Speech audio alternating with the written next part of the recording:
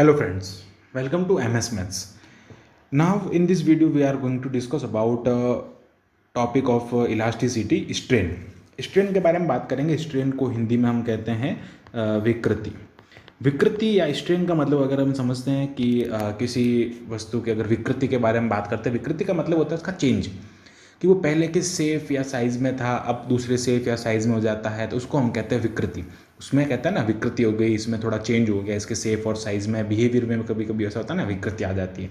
तो ऐसे ही हम यहाँ पे बात करेंगे कि जो इलास्टिक पदार्थ होते हैं, इलास्टिक मटेरियल्स होते हैं, प्रत्यास्थ पदार्थ होते हैं, उनमें विकृति आ जाती है। तो उसकी डेफिनेशन के बारे में बात करते हैं। The relative change in size और शेप। देखो, रिलेटिव चेंज का मतलब होता है सापेक्ष। रिलेटिव का मतलब होता है कि किसी एक को हम अगर फिक्स रखें, यानी कि किसी एक को अगर हम वहाँ पे बेसमेंट लेट करके उसके साथ में उसको रिलेट करते हुए हम कहें कि इसमें इसको चेंज हुआ। किसी एक स्केल को हम पकड़ें और फिर उसको हम देखें कि इस पैमाने पे, इस आधार पे, इस बेस पे इस वस्तु में यहाँ पे चेंज हो रहा है। तो ऐसे ये कह रहा है कि रिलेटिव चेंज, यानी उसके रिलेट उस चीज़ को हम रिलेट करते हुए उसकी चेंजिंग को देखें कि इस उसके जो पार्ट है उनमें चेंज हुआ है। तो रिलेटिव चेंज जो हो रहा है उसमें क्या करना है, उसका जो रेशियो होता है, यानी रिलेटिव चेंज असल में एक अपना आपका रेशियो होता है और उसको हम अलग टाइप में भी समझ सकते हैं। The ratio of change in the size और शेप, इनिशियल साइज।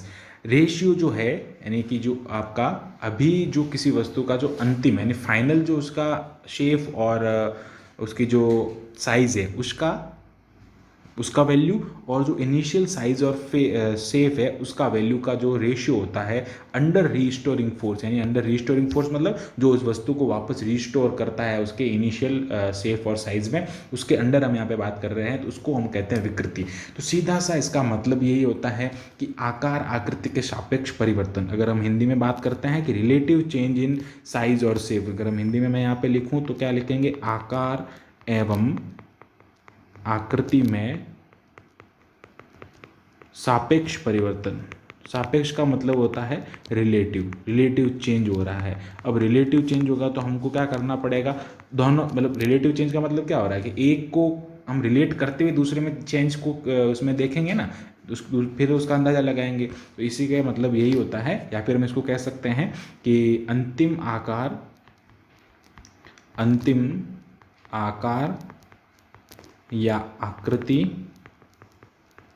तथा प्रारंभिक यानी इनिशियल आकार एवं आकृति का अनुपात रेशियो ऑफ यहाँ पे लिखेंगे ratio of change in the final size और शेप टू इनिशियल साइज और shape under the restoring force. अनुपात, इसको हम क्या कहेंगे, इसका अनुपात अंडर द रीस्टोरिंग फोर्स, यहाँ पे क्या लिखेंगे, प्रत्यानयन बल के प्रभाव में। ओके, देन हम यहाँ पे बात कर लेते हैं इसके फॉर्मूले की। तो फॉर्मूला जब हम यहाँ पे इसका लिखेंगे तो एक काम करता है, हम यहाँ से इसको नीचे कर लेते हैं। फॉर्मूले की अगर बात करते हैं तो फॉर्मूला क्या हो जाएगा इसका, देखो रेशियो है किसका, अंतिम आकार एवं आकृति का। तो विकृति का फॉर्मूला क्या हो जाएगा, यानी कि स्ट्रेन जो होता है, strain is equal to change in, पे क्या लिखेंगे, change in shape and size upon क्या हो जाएगा, इनिशियली शेप एंड साइज। अब ये क्या हो जाएगा, इसकी फाइनल हो जाएगी, फाइनल शेप एंड साइज जाएगी उसकी, जो हम रिस्टोरिंग फोर्स अप्लाई करने के बाद में ये वाला शेप और साइज होगा, और उसको हम जब हटाएंगे यानी कि जो इनिशियली जो होता है ना, उसका जो प्रारंभिक होता है उसका हम यहाँ पे रेशियो लेंगे। अब बात करते हैं इसके टाइप की। स्ट्रेन कितने टाइप के होते हैं, फर्स्ट हम देखेंगे लॉन्गिट्यूडनल स्ट्रेन। लॉन्गिट्यूडनल स्ट्रेन का मतलब होता है अनुदैर्ध्य विकृति। लॉन्गिट्यूडनल स्ट्रेन का कहते हैं हमको the change in length per unit initial length is called. Change in length, यहाँ पे क्या हो रहा है, चेंज इन लेंथ हो रहा है, तो लेंथ में चेंज हो रहा है पर यूनिट इनिशियल लेंथ, तो क्या हो जाएगा यहाँ पे लॉन्गिट्यूडनल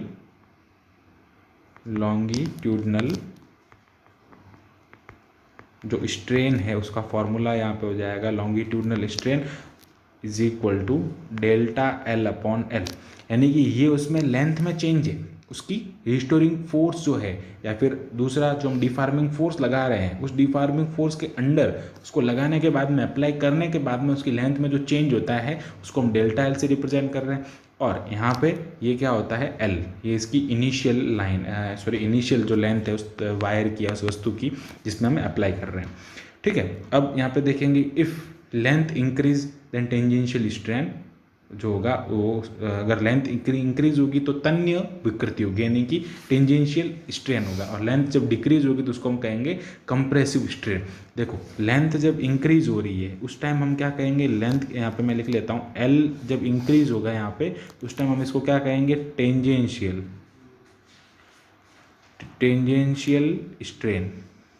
और जब लेंथ क्या होगी, डिक्रीज होगी, उसके हम क्या कहेंगे, कंप्रेसिव, यानी कि उसमें क्या हो रहा है, संपीड़ित हो रहा है। और यहाँ पे क्या हो रहा है, तन्य, यानी कि यहाँ पे जो है उसमें तनाव उत्पन्न हो रहा है, स्ट्रेन उत्पन्न हो रहा है, वो जो तनाव वो वस्तु तन रही है, तो मतलब क्या हो रहा है उसमें, वस्तु में उसकी जो लेंथ है उसमें वृद्धि हो रही है। और यहाँ पे क्या हो रहा है, नीचे वाले में लेंथ डिक्रीज हो रही है, मतलब क्या हो रहा है, वस्तु दब रही है, कंप्रेस हो रही है, उसको हम कहेंगे कंप्रेसिव स्ट्रेन। बस एक थोड़ा सा ध्यान रखें आइडिया के रूप में, बट इसका फॉर्मूला जो है वो डेल्टा एल अपॉन एल हो जाएगा। नेक्स्ट बात करते हैं वॉल्यूम स्ट्रेन, जिसको हम कहते हैं आयतन विकृति। यहाँ पे लिख लेते हैं आयतन विकृति, यहाँ पे हम इसको क्या कहते हैं, आयतन विकृति। अब आयतन विकृति को समझ लेते हैं। आयतन विकृति का मतलब क्या हो जाएगा, change in volume per unit initial volume. तो इसको बल्क स्ट्रेन भी कहते हैं और इसको वॉल्यूम स्ट्रेन भी कहते हैं, बल्क भी कहते हैं और वॉल्यूम भी कहते हैं। तो इसका क्या हो जाएगा, इट मीन्स हम यहाँ पे इसका फॉर्मूला की अगर बात करें, वॉल्यूम स्ट्रेन जो हो जाएगा फाइनल जो इसका वॉल्यूम है डिफार्मिंग फोर्स लगाने के बाद में, और इनिशियल वॉल्यूम का यहाँ पे क्या हो जाएगा, रेशियो हो जाएगा। ओके, बस ये हो जाएगा इसका फॉर्मूला, सिंपल ही चीज़ है।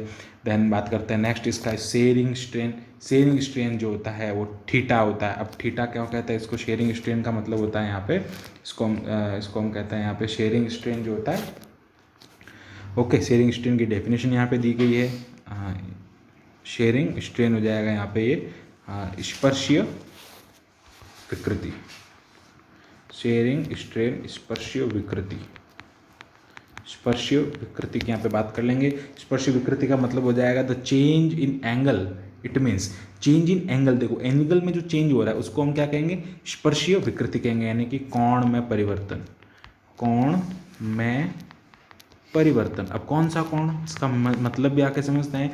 It means when strain is applied to the surface, जब स्ट्रेन को सरफेस पे अप्लाइड किया जाता है और जब दूसरी सरफेस को फिक्स्ड रखा जाता है। एक सरफेस पे अप्लाई करना है स्ट्रेन और दूसरी सरफेस उसकी अपोजिट जो सरफेस है उस पर अगर उसको क्या करें, कीप, उसको यहाँ पे keeping the opposite side surface fix. तो अपोजिट साइड की जो सरफेस होगी उसको क्या करना है, फिक्स करते हुए आप उसके अपोजिट साइड पे अगर स्ट्रेन को अप्लाई करते हैं तो उस समय जो उसके एंगल में चेंज हो रहा है उसको क्या कहेंगे हम यहाँ पे, शेयरिंग स्ट्रेन कहेंगे। मतलब क्या हो जाएगा, the slope of the object change without changing the length और वॉल्यूम, यानी कि ढाल में परिवर्तन, उसकी जो ढाल है, उसकी जो स्लोप है, स्लोप का मतलब होता है ढाल, ढाल में परिवर्तन, ढाल में परिवर्तन विदाउट लेंथ यानी कि लंबाई एंड आयतन, लंबाई और आयतन के परिवर्तन के बिना, परिवर्तन के बिना, इसकी लंबाई और आयतन के परिवर्तन के बिना अगर इसमें यहाँ पे चेंज होता है उसको हम क्या कहेंगे, शेयरिंग स्ट्रेन कहेंगे, स्पर्शीय विकृति कहेंगे। बस इसकी जो डेफिनेशन है वो आप यहाँ रखें, याद रखें। इसको यहाँ पे हम 5 से भी डिनोट करते हैं और 10 5 से भी डिनोट करते हैं, नो प्रॉब्लम, इसमें आप किसी से भी इसको डिनोट कर सकते हैं। तो इस टाइप से यहाँ पे मेन जो इम्पोर्टेंट रहता है वो ये रहता है कि यहाँ पे आप देखें इसको कि आयतन विकृति और इसके जो लॉन्गिट्यूडनल स्ट्रेन है, वॉल्यूम स्ट्रेन और यहाँ पे जो शेयरिंग स्ट्रेन है, इनके बारे में हमने चर्चा की। सो आई होप आपको ये वीडियो समझ में आया होगा। बस कुछ नहीं, इसकी जो डेफिनेशन है वो आप याद रखना, और जो फॉर्मूला है वो तो एकदम है ही नहीं, इसमें समझाने लायक कुछ है ही नहीं। जो चीज़ें हैं वो सब रटी रटाई चीज़ें हैं, बस आपको उसके फॉर्मूले वगैरह याद करें और आपका ये टॉपिक अच्छे से क्लियर हो जाएगा। Thanks for watching this video, keep watching MS Maths and subscribe the channel MS Maths।